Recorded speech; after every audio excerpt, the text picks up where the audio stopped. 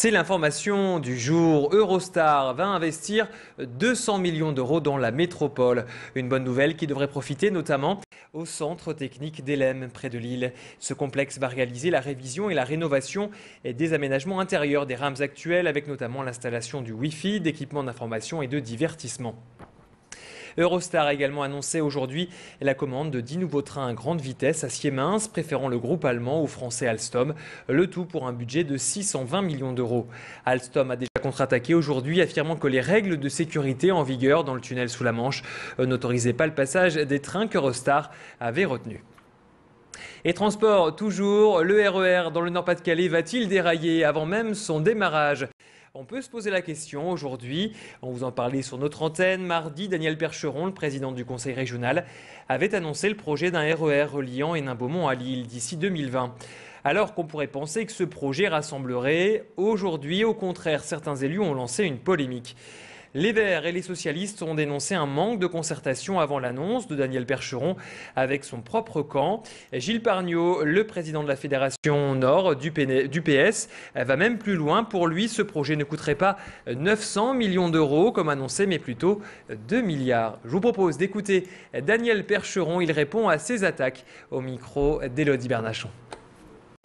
On ne sait jamais, quand on se lance dans un projet à 10 ans, on ne sait jamais s'il ira jusqu'au bout, on ne sait jamais s'il ne coûtera pas plus cher, on ne sait jamais s'il ne rencontrera pas de la part de la population, voire des collectivités locales, de véritables oppositions. Dans l'actualité également de ce jeudi, le gendarme Christophe Luget a reçu aujourd'hui les honneurs militaires à Arras. Ses collègues lui ont rendu un dernier hommage cet après-midi à la caserne du quartier Baudimont.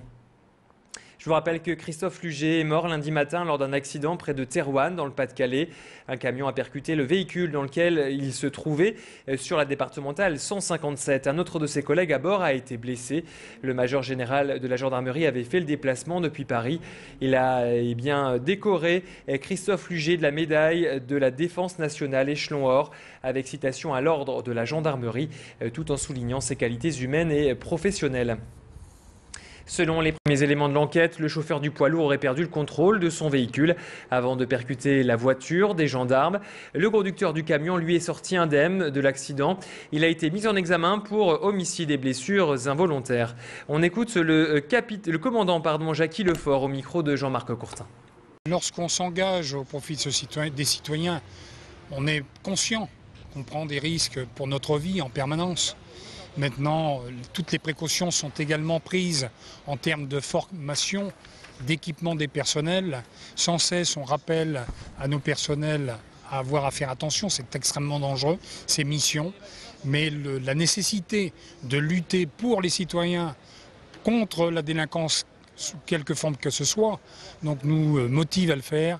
Et malheureusement, nous avons à déplorer aujourd'hui le décès de notre camarade. En bref, Bertrand Delanoë rendra visite à Florence Cassé le jour de son anniversaire. Le maire de Paris va profiter d'un congrès au Mexique pour rencontrer la nordiste en prison le 17 novembre prochain. Bertrand Delanoë souhaite montrer le soutien de la France à Florence Cassé, emprisonnée depuis 2005 et condamnée en appel à 60 ans de prison pour enlèvement et association de malfaiteurs. Depuis le début de cette affaire, Florence Cassé clame son innocence et de nombreux faits ont appuyé cette thèse depuis. Les parents de la nordiste ont également été reçus à l'Elysée ce soir par Nicolas Sarkozy. Il n'y aura pas de mosquée dans le quartier de l'Île-Five. Le foyer occupé par des travailleurs migrants doit être rasé car il est trop vétuste. Or, des musulmans pratiquants se réunissent dans une salle pour y prier tous les jours. Au départ, une centaine de personnes se retrouvaient chaque jour, mais près de 300 fidèles du quartier fréquenteraient ce lieu de culte. Des travaux vont bientôt démarrer pour améliorer les conditions de vie des travailleurs immigrés et agrandir leurs chambres. Le propriétaire LMH et Areli, l'association gestionnaire du foyer, ont besoin d'espace et dans leur projet, la salle de prière ne semble plus avoir sa place. Une situation que les fidèles ont du mal à accepter. Écoutez cette réaction recueillie sur place cet après-midi par Aurélien Barège. Ce qui est sûr est que le bailleur, d'après les informations que nous avons eues, a décidé de commencer des travaux de restructuration Et d'abord, il va falloir que cette salle disparaisse. Et ça, on n'apprécie pas. On voudrait vraiment garder cette salle. Car elle a été, de tout le temps, plus de 35 ans, le lieu dans lequel le culte est assuré, les prières. Et on a fait de grands investissements. Et on termine ce flash avec de la musique et les dernières répétitions pour l'Orchestre national de Lille. L'ONL fait sa rentrée les 11 et 12 octobre prochains au Nouveau Siècle avec un grand concert d'ouverture. Une représentation spéciale puisque la formation fête ses 35 ans cette année et célèbre du coup le compositeur Liszt. Au programme, Maurice Ravel, Ernest Chausson, Camille Saint-Saëns, Berlioz ou encore la surprise du chef. Yanis Xenakis. On écoute à ce sujet Jean-Claude Casatsu au micro de notre reporter Jean-Marc Courtin.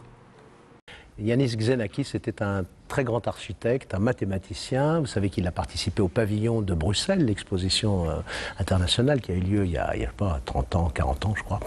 Et surtout il a écrit cette œuvre pour mon orchestre et il me l'a dédiée.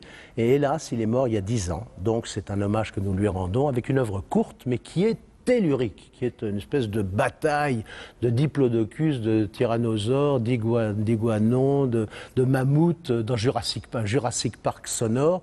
Je pense que les gens vont en avoir pour leurs oreilles. Et pour ces 35 ans, l'ONL lance une belle opération. Si vous achetez une place, la deuxième est offerte. N'hésitez pas à en profiter. C'est la fin de cette édition. Merci de l'avoir suivi. Dans une poignée de secondes, la météo en direct. Restez avec nous.